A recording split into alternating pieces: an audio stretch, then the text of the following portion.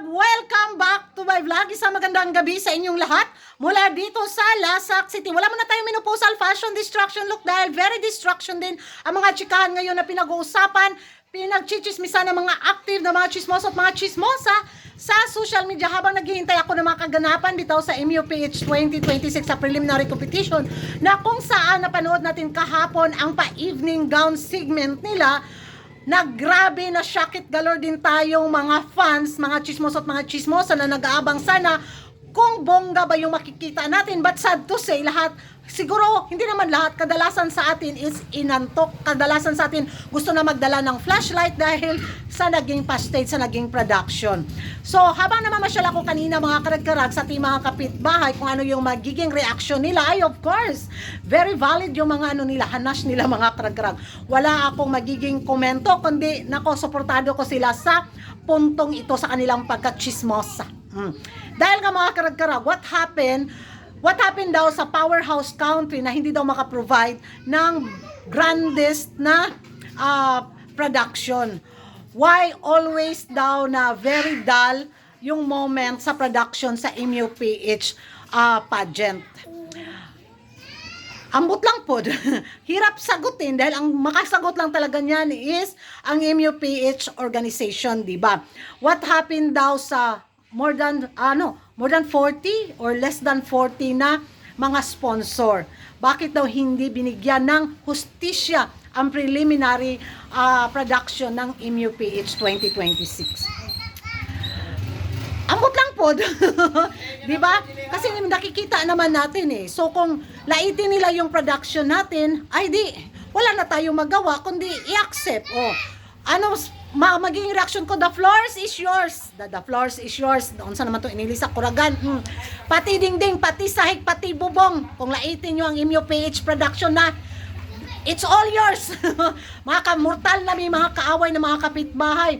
Bakit daw hindi kayang lamangan ang production ng Thailand, ang production ng Vietnam, ang production ng Indonesia sa mga Asian neighboring country natin? So, ang ang na-provide lang daw ng MUPH organization is yung mga dekalidad na kandidata, which is, yun naman talaga yung pinaka-importante sa lahat.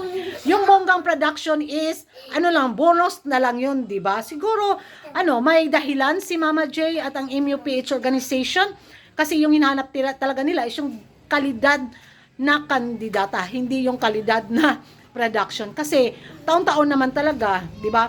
Parang nasanay na rin sila, parang labas-masok na rin yung mga nababasa nila, naririnig nila ng mga hanas ng mga beauty pageant lovers. Pero kung tutuusin, kaya naman, 'di ba? Kaya naman ng pins na magkaroon ng bonggang production. Para naman sabihin natin mga mortal na kaaway ba na powerhouse country tapos level up din yung production. Kaso nga lang bumalik daw tayo sa Stone Age era.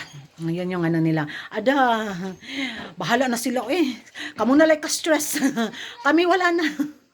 Parang nasanay na rin kami. O di ba pag nakita natin yung production ng MUPH organization, katulgon tao. Huwag tapusin, tulog. Abang na lang tayo kung ano yung mga latest na pabunggahang chikahan. Kasi kung ma-stress pa tayo, dami na natin stress sa buhay, idagdag pa natin tong production ng Miss Universe Philippines, ay wala na dyan. Maugtas yun, maputlang tag, ugat sa liog, niyaw-yaw. Kung sa Bisaya pa mga karag-karag. Pero may punto din ang mga kapitbahay natin na mga himantayon at libakira mga karag-karag pagdating nga dito sa production sa MUPH pageant. So sana pero wag na tayong magmasa ng sana kasi mahirap. Ewan ko sa inyo mga karag-karag kung ano yung magiging reaction nyo tungkol nga dito sa sinabi ng what happened daw sa powerhouse country na hindi daw makaprovide ng bonggang production. Nakakatawa daw ba? Yung confident daw natin is hindi daw naaakma kasi masasabi daw na very poor country daw tayo kasi we have a very poor production sa beauty pageant. Ay nako, bahala kayo dyan. And thank you for watching mga karag-karag. Kung hindi ka pa nakapag-subscribe sa YouTube channel ko, don't forget to like and subscribe Karagan-Karag and hit the notification bell para updated kayo sa mga latest kaganapan at late na intriga sa mundo ng beauty pageant. And thank you for watching. See you in my next vlog. Bye-bye!